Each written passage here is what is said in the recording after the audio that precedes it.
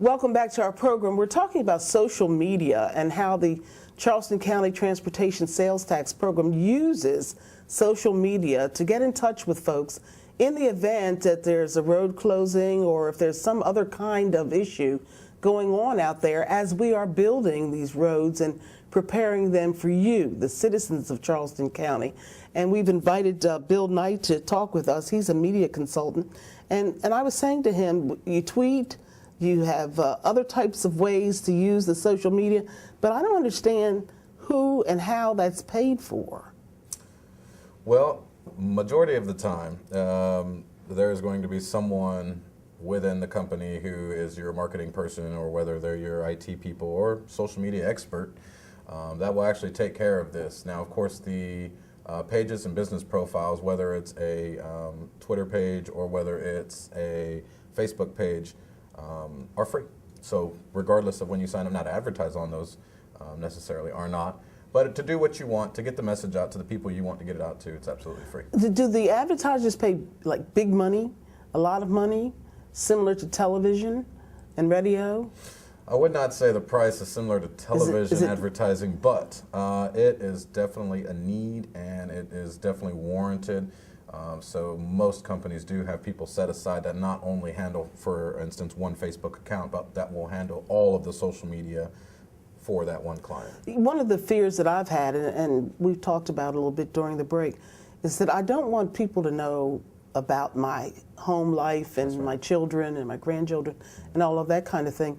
And my fear is that if I utilize a Facebook address, or if I bring in, or if I have a Twitter address, someone will get into my private life that I only want for my children or close friends. Is that possible? Anything's possible, of course, with hackers and technology out there, but there are stringent privacy policies set forth by the companies that own Facebook and Twitter and LinkedIn and Manta and all the other social media hubs, Pinterest and so forth. So there are definitely privacy settings that you can go into and personalize and get real strict if you wanted to. And there are, so for that person who is very open with their life and what they do, there are settings that will allow them to show anything and everything they want. And then for the person such as yourself who might be a little more private and necessarily wants to get your business aspect out with a page, but in order to do that you have to have a Facebook account. Right. You can make your personal Facebook account very private, very strict settings that where only you and the immediate people that you choose can see anything. Are there a large number of people that go into any given account, or is it small? I mean, what's the possibilities here is what I'm trying to get to. To go in and see someone's private settings? Yeah, how many people are you going to be able to touch or reach through this kind of way, social media? Well, social media has grown so much, in fact, that I think of it as like a spider web or a hub, literally on like an interstate. I mean, it really is. And for instance, I created an event called the Low Country Woman's Extreme Makeover. Within 3 days, that hub, when I hit the social media market with it, and I used Facebook and Twitter, that hub had went out and spiderwebbed out, and there were people from as far as Alaska checking it out on Facebook just because one of my friends may live in Texas who then has a family member who's friends with them and saw it on their wall. And you can see how it just really spreads out. And so, it gets around, and it gets around quick with social media, especially with Facebook and the way people have their friends set up. Well, where did all this come from? Was I asleep somewhere? It seems to me I woke up one day and we were talking about Facebook and Twitter and twitting and all that kind of thing, and I was going, what is that? And the young people, especially young people, college students, high school and all of that, they're really high on this. They really like this kind of thing.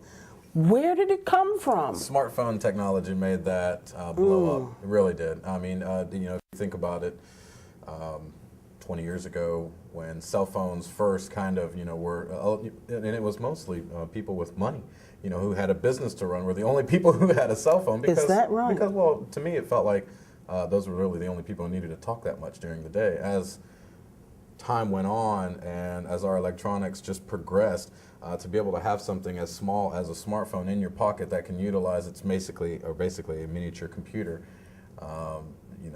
taking that social media out with you in the road and to work just became that much more prevalent, therefore blew up.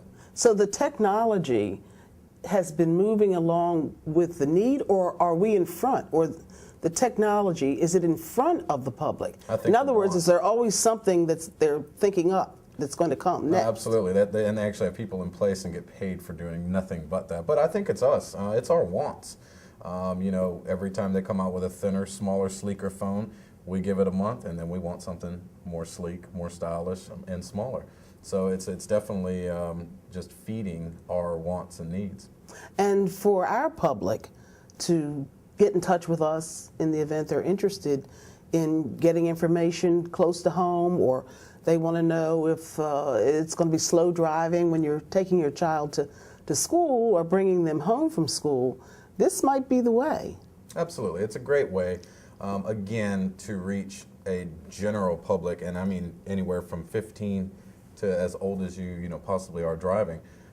It is a fantastic way. When I'm sitting in traffic and wondering what's going on up there and I can't really see, the first thing I do is put my car in park, pull out my phone, and try to find, whether it's a Twitter account or a Facebook account, or find out if someone's just talking about what's going on or on the road I'm sitting on.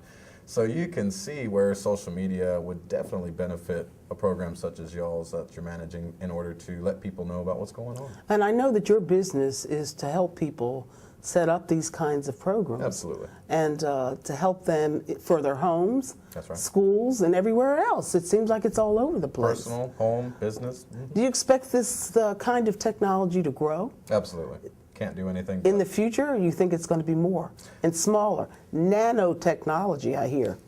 Just the small, the head of a pin. yeah, the head of a pin. No, I do. I expect it to grow. I expect it to double. Why not? It's been doubling, tripling, quadrupling. Just in a very small amount of time. So for something like this, social media in itself, a new social media board or website, comes out every other day. They really do. So you're thinking that a person would be willing to buy something from their Twitter account because someone is advertising for a dress or so-and-so, just as much as they would from the newspaper or television or radio. Absolutely. If not more. Absolutely. And the demographic, you can target that advertising down to a zip code, down to a city, if you really wanted to. And I've done it myself, so yeah. Well, we want everyone out there to stay in touch with us, and we're trying our best to give them many ways and keep up with the technology. We thank you so very much for that information. Well, thank you for having me. We're going to talk about the local program, and we're going to talk about what Charleston County is doing in the way of providing you, the public, an opportunity to get in touch with us and for us to get in touch with you by way of social media. Don't go away. We have another guest. We'll be right back.